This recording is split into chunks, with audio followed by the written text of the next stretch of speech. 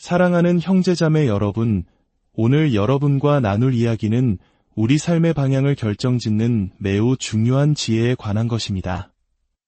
이 메시지를 듣기 전 만약 오늘 말씀이 여러분의 마음에 울림을 준다면 이 영상을 공유하며 하나님의 은혜를 나누는 축복의 통로가 되어주시길 바랍니다. 하나님의 평강이 여러분과 함께하기를 기도하며 저희 채널을 구독하시면 믿음을 굳건히 하는 더 많은 지혜를 만나실 수 있습니다. 오늘 우리가 함께 나눌 두 번째 원칙은 바로 친구에 관한 것입니다. 이것은 단순한 교우 관계를 넘어 당신의 운명을 결정짓는 선택의 문제입니다. 명확하게 말씀드리겠습니다.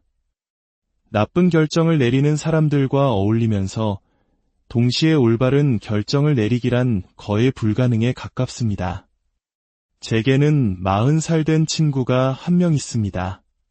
그는 체지방률이 4%에 불과할 정도로 타고난 운동선수였습니다. 고등학교 시절 미식축구 선수였고 대학에서도 뛰어난 유망주로 활약했습니다. 모두가 그의 NFL, 즉 프로 미식축구리그 진출을 의심하지 않았습니다. 그는 그럴 만한 재능과 신체 조건을 모두 갖추고 있었습니다. 하지만 대학에 들어가면서 문제가 시작되었습니다. 그는 술과 담배, 그리고 싸움을 즐기는 무리와 어울리기 시작했습니다. 그들은 매년같이 싸움에 휘말렸습니다. 1학년 때도, 2학년 때도, 그리고 3학년 때도 끔찍한 폭력 사건에 연루되었습니다. 그리고 결국 그 마지막 싸움에서 한 사람이 목숨을 잃는 비극이 벌어지고 말았습니다. 한때 촉망받던 운동선수였던 제 친구의 이름은 신문 일면과 스포츠 뉴스 채널을 장식했습니다. 영광의 이름이 아닌 범죄자의 이름으로 말입니다. 그의 인생은 한순간에 나락으로 떨어졌습니다. 훗날 그가 프로팀 입단 테스트를 보러 갔을 때 구단 관계자들은 그의 기록을 보고 이렇게 말했습니다. 당신 기록에 이런 내용이 있군요. 미안하지만 우리는 당신과 함께할 수 없습니다. 여러분, 당신이 아무리 좋은 결정을 내리려고 노력해도 당신 주변에 나쁜 결정을 내리는 사람들이 있다면 소용없습니다. 수학 시간에 배운 간단한 공식을 기억하십니까? 양수에 음수를 더하면 그 결과는 언제나 음수가 됩니다. 당신의 긍정적인 에너지는 부정적인 환경 속에서 힘을 잃고 결국 함께 가라앉게 됩니다. 그러므로 당신이 해야 할 두 번째 일은 당신의 꿈을 현실로 만들어줄 사람들로 당신의 영향력의 원, 즉 당신의 인간관계를 채우는 것입니다.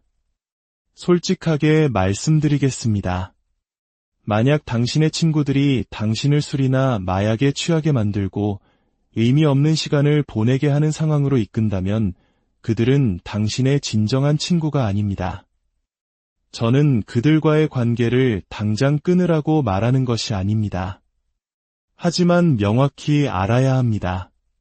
당신의 성장을 돕지 않고 오히려 당신을 파괴하는 사람이라면 그들이 스스로를 친구라고 부를지라도 그들은 친구가 아니라 당신의 인생을 가로막는 적입니다.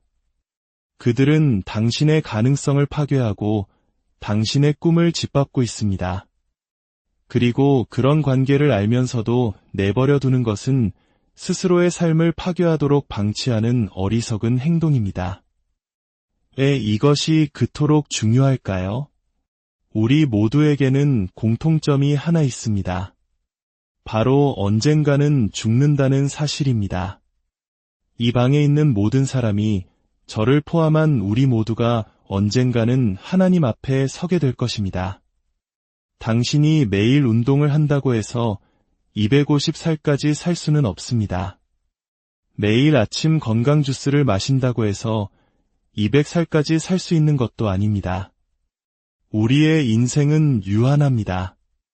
인생이 길지 않기에 우리는 꿈과 목표를 실현하는 것 외에 허비할 시간이 없습니다. 우리에게 얼마나 많은 시간이 남았는지 아무도 알 수 없기 때문입니다. 매일 아침 눈을 뜰 때마다 우리는 스스로에게 물어야 합니다. 나는 오늘 무엇을 할 수 있는가? 무엇을 가질 수 있는가? 어떤 사람이 될 수 있는가? 그리고 이 질문에 대한 답을 찾기 위해 당신과 같은 방향을 바라보는 사람들과 함께해야만 합니다. 미식 축구의 디트로이트 라이언스라는 팀이 있습니다. 이 팀은 1957년 이후 수십 년간 플레이오프에서 단 한 번의 승리만을 기록한 소위 만년 약체팀이었습니다. 그 팀에 매튜 스태포드라는 아주 뛰어난 쿼터백이 있었습니다. 사람들은 팀이 질 때마다 그를 비난했습니다. 스태포드 때문에 졌어. 그를 내보내야 해. 하지만 그는 패배가 일상인 팀 환경 속에서 고군분투하고 있었습니다. 그러던 어느 날 스태포드가 팀을 떠나 LA 램스라는 팀으로 이적했습니다. 램스는 승리를 갈망하고 승리를 위해 투자하며 이미 승리를 경험해본 승리하는 조직이었습니다. 최고의 선수들이 모인 곳이었습니다. 어떤 결과가 나왔을까요? 스태포드는 이적한 지 단 1년 만에 리그 최고의 영예인 슈퍼볼 우승을 차지했습니다. 패배하는 환경을 떠나 승리하는 환경으로 옮겨가자 그의 인생은 완전히 바뀌었습니다. 그는 이제 수많은 광고에 출연하고 이전과는 비교할 수 없는 명예와 부를 얻었습니다.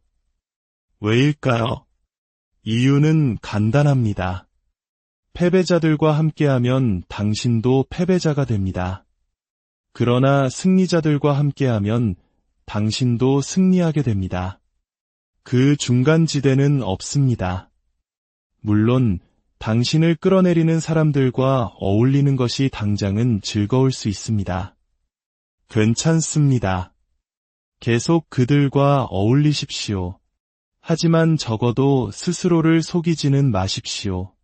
당신의 인생에 해가 되는 사람을 친구라고 부르는 거짓말은 하지 마십시오. 그 관계의 본질을 정확히 부르십시오. 이 관계는 나에게 도움이 되지 않아. 우리는 우리를 감옥으로 이끌 수도 있는 어리석은 짓을 하고 있어 라고 말입니다. 술과 마약이 우리의 뇌세포를 파괴한다는 것은 과학적으로 증명된 사실입니다. 어떤 사람들은 잃어버릴 뇌세포가 충분히 많을지도 모릅니다. 하지만 우리 대부분은 그렇지 않습니다. 우리에게 주어진 소중한 재능과 가능성을 스스로 파괴하는 어리석은 짓은 하지 말아야 합니다.